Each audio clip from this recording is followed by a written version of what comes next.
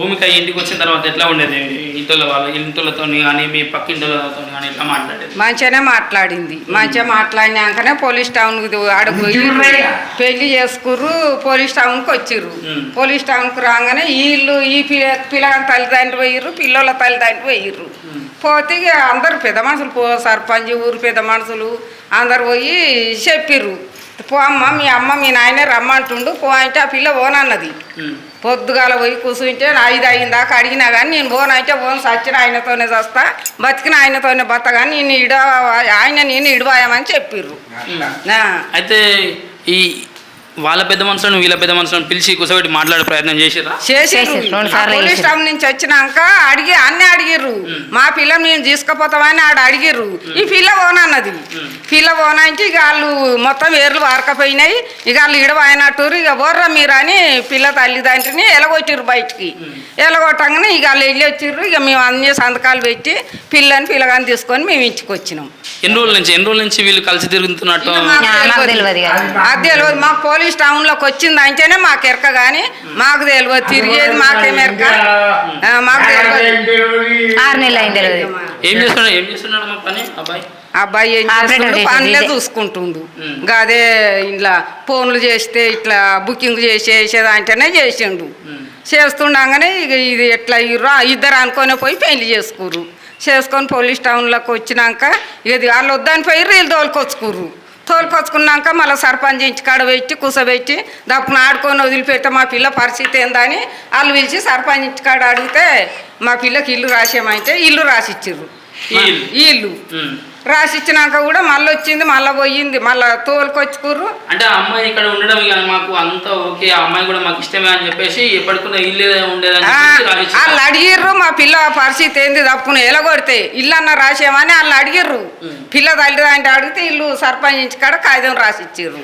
రాసిచ్చినాక మళ్ళీ 3-4 రోజులకే వచ్చి 4 రోజులు ఉంటుంది తోలియమని అడిగితే వీళ్ళు తోలిచ్చిర్రు. అయితే ఇక్కడ వాళ్ళ అమ్మాయి వాళ్ళు ఏమంటున్నారంటే అమ్మాయి వాళ్ళ అత్త చాలా ఇబ్బంది పెట్టి కులం పేరు పెట్టి అది అని చెప్పేసి అంటేనే తట్టుకోలేక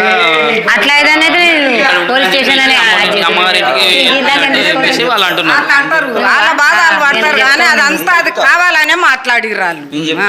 వీళ్ళు మంచిగానే ఉంచుకుర్రు, ఇల్లు రాసిచ్చిర్రు. 4 రోజులు ఉందు రా అంటేనే తీసుకొని పోతే గదేమో అంటే పండుగ గురించి తోలిచ్చిర్రా లేకుంటే తోలిచ్చిర్రు. వాళ్ళు వచ్చి తీసుకుపోయిర్రు, వీళ్ళు తోలిచ్చిర్రు. తర్వాత ఎన్ని రోజులకు జరిగింది? తోలిచ్చినాక 3-4 రోజులకే ఇక గురి పెట్టుకుంది పిల్ల. ఏమన్నా ఇక్కడ నుంచి ఫోన్లు చేసి ఏమన్నా రమ్మని చెప్పేసి అంటే ఇట్లా చేసిందా?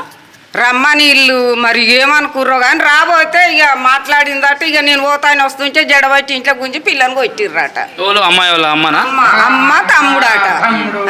కొడితే ఇక అందులోనే అట్నే మాసిపోయింది. ఇక దాన్ని వెళ్ళనియలే, ఇక బయటకు వెళ్ళనియలే, రానియలే. ఇక వద్దు నువ్వు పోతాందుకు వచ్చినవా, నువ్వు మరవాలని మేము తీసుకొచ్చినావా అని చెప్పిర్రట. అంటే ఇక అందులోనే ఇక నన్ను పోనీ అన్నట్టు రాని ఇక వాళ్ళు దాని మీద బంగ్లా మీద బట్టలు ఏం చేస్తుందట. ఇది తలుపులు పెట్టుకొని ఊరేసుకుందని చెప్పిర్రు. కానీ మేము పోయి చూసినామా?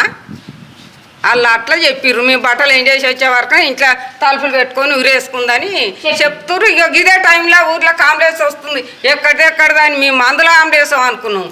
ఆ జమాల్ గాని బిడ్డ ఊరి పెట్టుకుందట, ఆంబులెన్స్ వచ్చిందట అని వేసుకొని పోతానే ఊరు.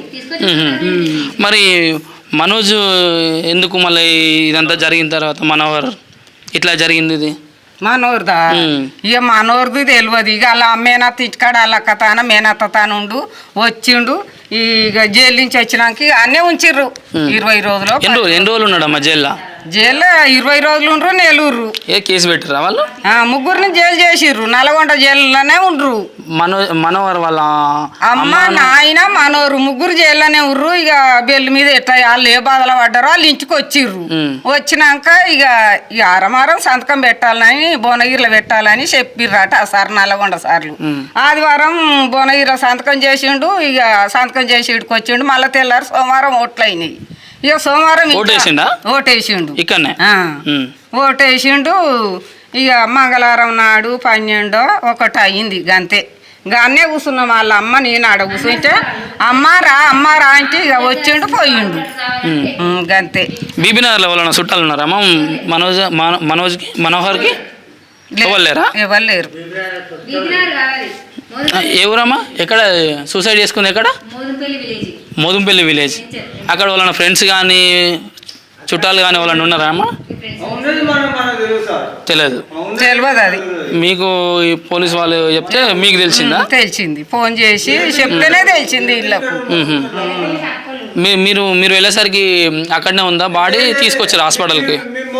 వీళ్ళ బావనేకే ఫోన్ వచ్చిందట, చచ్చిపోయిన పోరని పెదనాయన ఫోన్ వస్తే తీసుకొచ్చి ఇక పోలీస్ టౌన్లో వేసి ఇక బీబ్ నగర్లో వాళ్ళు చెప్తారు పోయి, అది నేను వినలే.